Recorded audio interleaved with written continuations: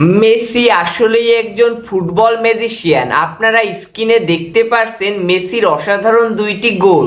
Major League সকারসে আজকে Inter Miami Columbus Crew FC কে 3-2 গোলে হারিয়ে MLS এর শিরোপা জয়লাভ করে, যেখানে ম্যাচের প্রথম দিক থেকেই দুই দল অসাধারণ ফুটবল খেলতে থাকে, যার কারণে 44 মিনিট পর্যন্ত কোনো দলই কোনো গোলের দেখা পায় না। 45 মিনিটে লিওনেল মেসির কাছে পাঠানো একটি লং পাসকে কাজে লাগিয়ে গোলকিপারকে বিট করে লিওনেল মেসি অসাধারণ একটি গোল করে। এর কিছুক্ষণের মধ্যেই কলম্বাস ক্রু এফসির রোজি 46 মিনিটে প্রথম গোল করে, যার কারণে 1-1 গোলে ম্যাচটি সমতায় থাকে।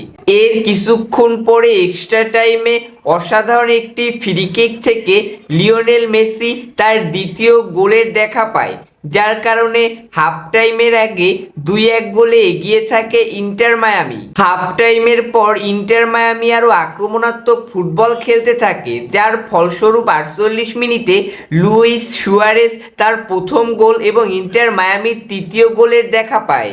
এরপর থেকে কলম্বাস ক্রু এফসি আরও আক্রমণাত্মক ফুটবল খেলতে থাকে, যার কারণে ইন্টার মায়ামির একটি ভুলের কারণে পেনাল্টির দেখা পায় কলম্বাস ক্রু এফসি এবং কলম্বাস ক্রু এফসির হয়ে দ্বিতীয় গোলটি করে হার্নান্দেজ। কলম্বাস ক্রু এফসি আরও একটি পেনাল্টি পেয়েছিল, কিন্তু সেটি কাজে লাগাতে পারেনি, যার কারণে ইন্টার মায়ামি 3-2 গোলে ম্যাচটি জয়লাভ করে।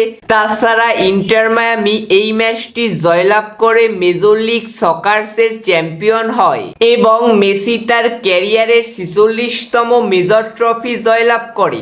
তো মেসির জন্য অনেক অনেক শুভকামনা। আশা করি সে এরকম পারফরমেন্স সবসময় বজায় রাখবেন।